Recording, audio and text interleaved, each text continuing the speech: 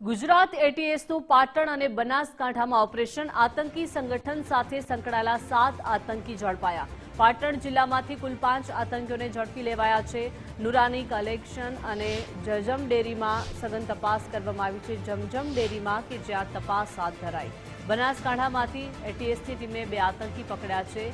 ચાટાવાડા, નેદ્રા, हैदरपरा અને ખડિયાસણમાંથી આતંકીને ઝડપી પાડવામાં આવ્યા છે। કમાલપુરા ગામમાંથી પણ 2 આતંકીઓને ઝડપી પડાયા છે। જૈશ-એ મોહમ્મદ સંગઠન સાથે આતંકીઓ સંકળાયેલા છે। ગુજરાત એટીએસને ફરી એક વખત સફળતા હાથ ધરી છે। પાટણ જિલ્લાના અંદર ફરી વખત 5 જેટલા આતંકી સંગઠન સાથે જોડાયેલા જે લોકો છે તેમને ડિટેન કરવામાં આવે છે। દ્રશ્ય બતાવવા માંગીશ, સિદ્ધપુરના અંદર આવેલું આ ઝાંપલીપોળ વિસ્તાર આવેલું છે।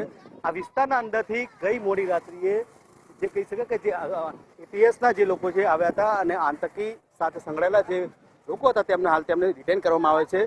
જ્યાં ઝાંપલીપોળ વિસ્તારની અંદર આવેલી જે નુરાની સિલેક્શન છે તે સિલેક્શનના અંદર જે એક વ્યક્તિ આ અંદર હતો અને તે ક્યાંક તે સંગઠન સાથે સંકળાયેલા હોય તેવી તેમને બાતમી હતી અને એટીએસ દ્વારા ત્યાં અહીંયા અચાનક જ ગઈ મોડી રાત્રિએ રેડ પાડવામાં આવી અને તે વ્યક્તિને અહીંયાથી ડિટેન કરવામાં આવ્યો છે।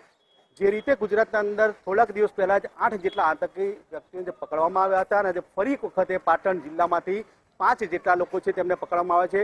પાટણ, ચાટાવાડા, નેદ્રા અને સિદ્ધપુર સહિત 5 લોકોને હાલ તો ડિટેન કરવામાં આવ્યા છે। પરંતુ મહત્વની બાબત છે, આજે ગુજરાત ફર્સ્ટ ટીમ જે જગ્યા પર જે લોકેશન છે, જે જગ્યાએ ગઈકાલે એટીએસ ટીમ ત્રાટકી હતી અને જે વ્યક્તિ છે તેને અહીંયાથી જે ઉઠાવવામાં આવ્યા નુરાની સિલેક્શન છે જે દેખી શકાય છે તેના અંદર જે વ્યક્તિ હતો તેને એટીએસ દ્વારા ગઈકાલ ઘણી મોડી તેને પકડવામાં આવ્યો હતો।